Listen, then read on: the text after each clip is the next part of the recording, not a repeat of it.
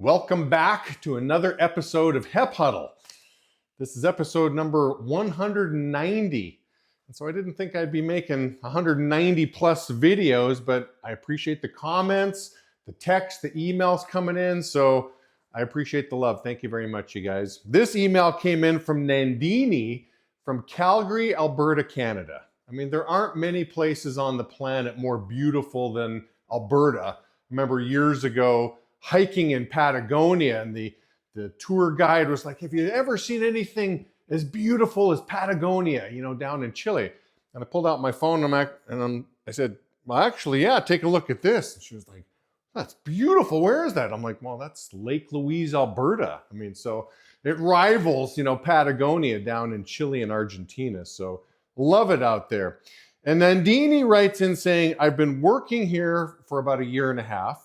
Sometimes I struggle with controlling my emotions. I feel like I have improved, but sometimes emotions can get the best of me and deplete my energy. I think that's a great observation. Can you help me get over this? And so I was just going through all my notes. I'm like, oh, what do I have here for Nandini? And ironically, in episode 70, so 120 episodes ago, you may want to rewind the tape and go back to episode 70, but I ran it on emotions.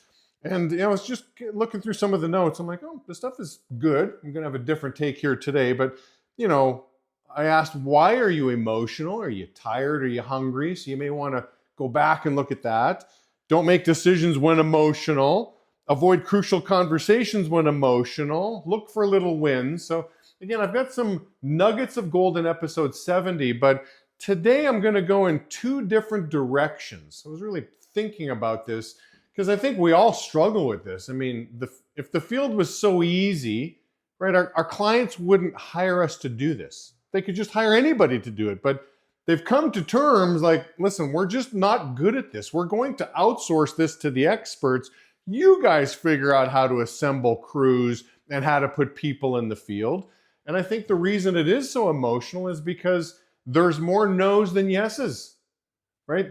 As soon as the field gets so easy that there's more yeses than no's, then we're out of business. The clients don't need us.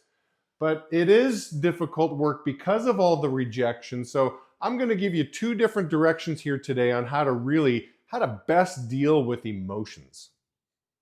Nandini, no big surprise to what my first thought is. I mean, my first thought is front-end decision making. So before you're in a situation that drives an emotion, right? I mean, there's lots of things that are going to drive emotions. I mean, your car can get, you get a flat tire in the field. You could run out of gas. I mean, there's a million things. But decide while you're in a logical state of mind what you're going to do when these situations arise.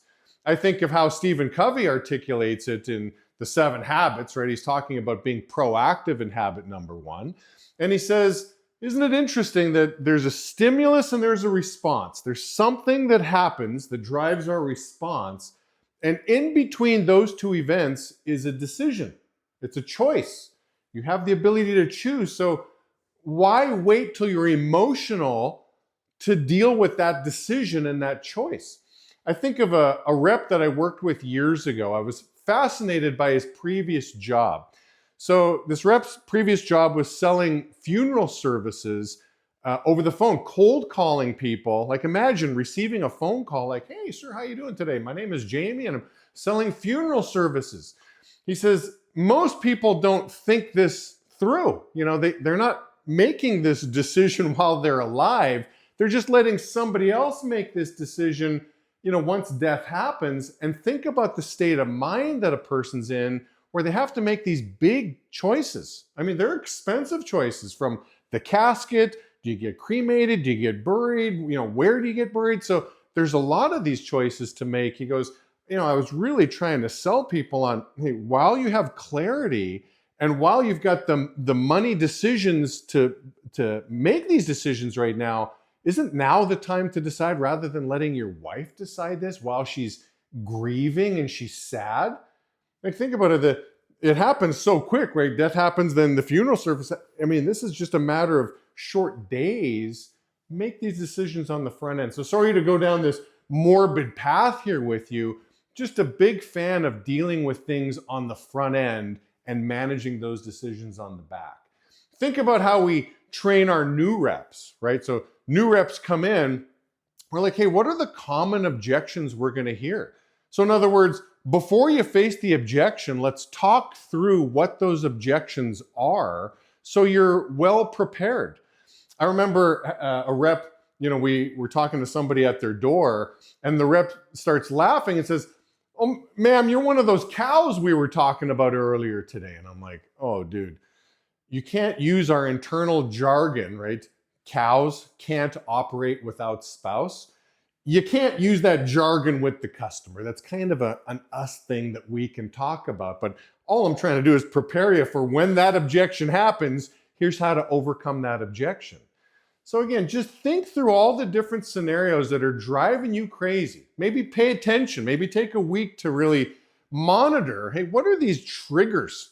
Like, what are things that happen to me that trigger an emotional response? Think through those, and then maybe ask yourself, when you've got a chance to really just logically think through this, is there a better way to respond? And you're going to get to the point. I remember as an advanced sales rep, I remember coming into the office in the morning and I'd start ringing the bell, and people like, whoa, that's something you do at the end of the day, right? Like, how can you ring the bell before the day even starts, Jamie? You're calling out your numbers? And I'm like, yeah, I've already decided my day. I've already decided how I'm going to respond to certain situations. And yeah, I think there's a really high probability I'm going to have a great productive day because I've already decided how I'm going to deal with things. A customer that says yes, and I'm writing up an application, and then a minute and a half later, they're like, actually, you know what? I changed my mind and rip up the application. I've already decided how I'm going to react to that. So yes, I think it is fair to say I can ring the bell before the day even starts. I got to the point that before I get out of bed, I've already decided that no matter what happens, I'm going to have a positive attitude. I'm going to have a great day no matter what's thrown my way. Bring it on. I know there's going to be negatives, but I have decided on the front end, today is going to be a good day. So try that on for size. It's all about front end decision making. And my second thought, very different from episode 70, dealing with emotions. Second thought is find the appropriate time to deal with the emotions. Like, there's something going on that's driving these emotions. I don't suggest just burying it, right? Like, we got to deal with this. So one of my favorite morning meetings that I've ran over the years is I walk around the room with a big trash bag. The bigger the trash bag, the better. I'm like, okay, what's on your mind? What's some of the trash you guys are carrying around in the field? And usually starts off, people are a little hesitant, starts off a little slow. But after a while, people, they come up to the front, they just start dumping stuff. I got my credit card statements.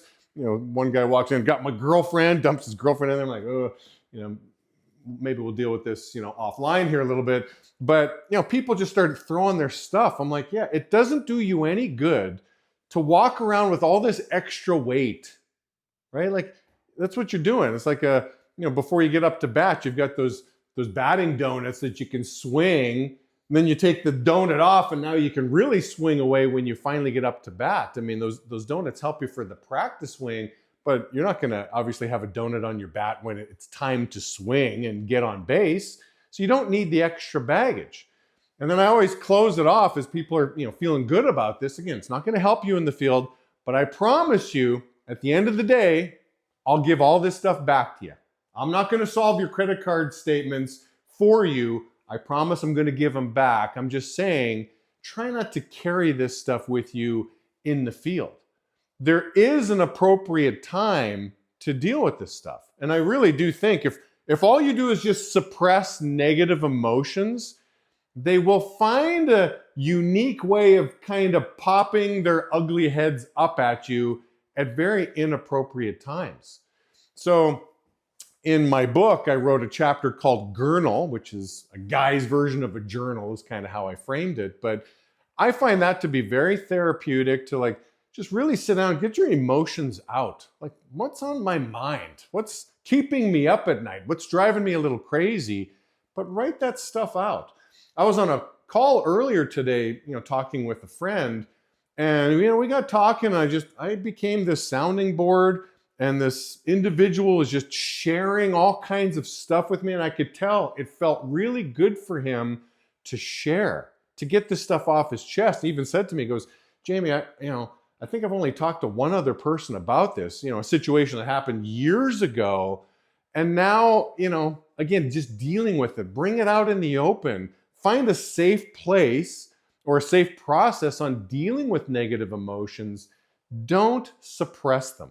They will pop their ugly heads up at some point in time. So find a productive way of dealing with it. A great friend, a sounding board, or as I said in the book, a gurnal. Find a way to get this stuff out one way or another. But again, find the appropriate time. So that's what I have for you, Nandini. I hope you find this very helpful. Love, again, Calgary, Alberta, Canada. So I hope you have a great time up there. It's a beautiful city, beautiful province, and a beautiful country. I'll talk to you guys all soon.